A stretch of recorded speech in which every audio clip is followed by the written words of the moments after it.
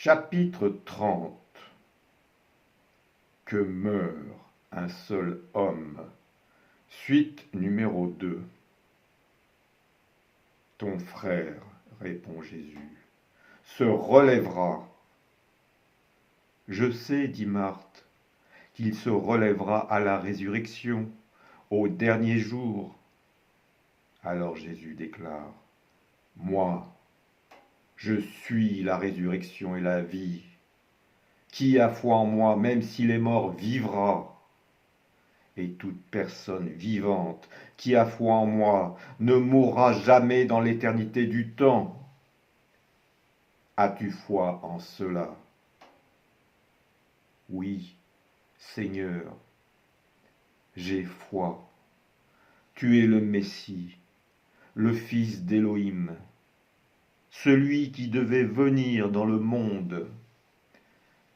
Sur cette parole, Marthe s'en va pour appeler Marie, sa sœur. Dès qu'elle arrive auprès d'elle, elle lui dit tout bas, « Le Rabbi est là, il t'appelle. » À ces mots, Marie se lève vite et part à la rencontre de Jésus. Or le Seigneur n'est toujours pas arrivé au village, n'ayant pas bougé de l'endroit où Marthe l'a rencontré. Mais les Judéens, qui étaient restés avec Marie pour la réconforter, l'ont bien vue partir précipitamment. Alors ils la suivent, croyant qu'elle va au sépulcre pour y pleurer son frère. Cependant, quand Marie voit Jésus, elle s'exclame en tombant à ses pieds. « Seigneur, si tu avais été là, mon frère ne serait pas mort. »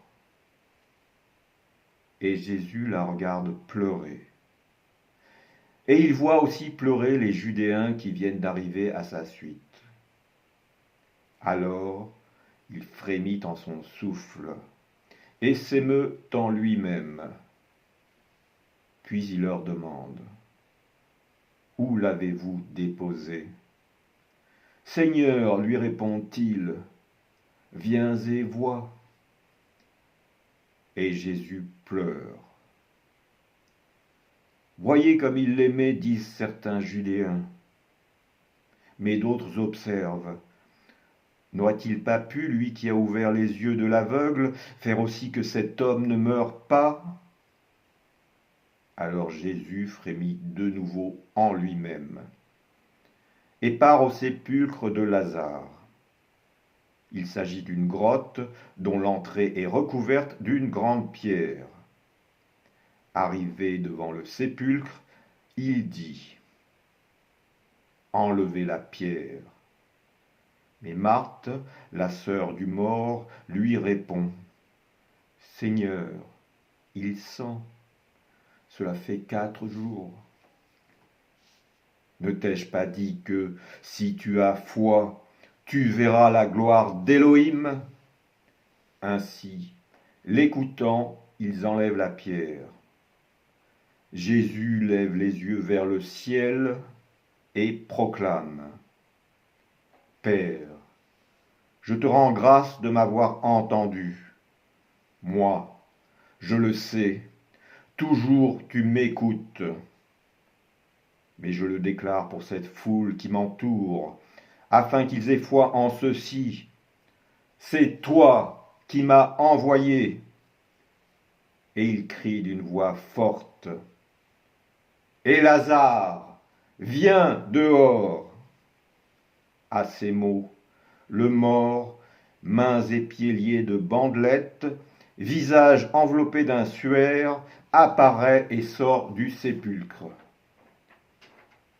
Et Jésus dit, « Déliez-le et laissez-le aller. »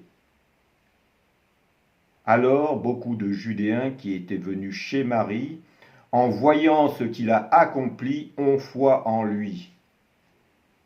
Mais certains d'entre eux vont voir les pharisiens pour rapporter ce prodige. Apprenant cela, les maîtres des servants et les pharisiens réunissent un Sanhédrin qui discute de cette question. Qu'allons-nous faire? Cet homme accomplit de nombreux signes.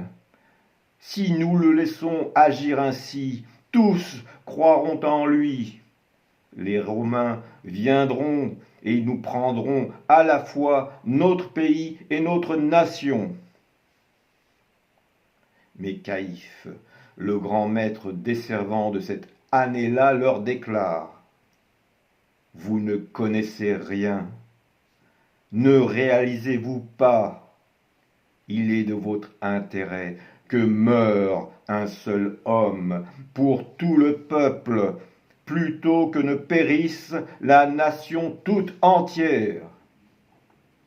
Or, il ne s'exprime pas de lui-même, mais étant grand desservant cette année-là, il est inspiré en prophétisant que Jésus doit mourir pour la nation. Et non seulement pour la nation, mais également pour rassembler dans l'unité les enfants de Dieu dispersés. Ainsi, à partir de ce jour, il décide de mettre Jésus à mort. C'est pourquoi Jésus ne marche plus ouvertement parmi les Judéens et il part dans une région proche du désert, aux confins de la Samarie et de la Galilée. Là, entrant dans un village, 10 lépreux viennent à sa rencontre. Quand ils l'aperçoivent au loin, élevant la voix, ils crient: Yeshua, Rabbi, viens à notre secours. Les regardant, Jésus s'approche et leur fait cette recommandation: allez vous montrer aux desservants. Alors ils se rendent à la synagogue, mais voici qu'en chemin ils sont purifiés. L'un d'entre eux, se voyant guéri, rend gloire à Dieu à haute voix et revient sur ses pas pour se prosterner face contre terre aux pieds de Jésus, en le remerciant. Or cet homme étant un Samaritain, Jésus s'étonne. Où sont les 9 autres? N'y en a-t-il pas 10 qui ont été purifiés? Il ne s'est trouvé pour revenir rendre gloire à Elohim que cet étranger. Puis il dit au Samaritain: relève-toi et va, ta foi t'a sauvé. Alors il quitte ce village. Cependant, comme le temps des jours de sa montée au ciel approche, il s'affermit désormais dans sa résolution de toujours tourner son regard vers Jérusalem. Aussi, il envoie des messagers au-devant de lui.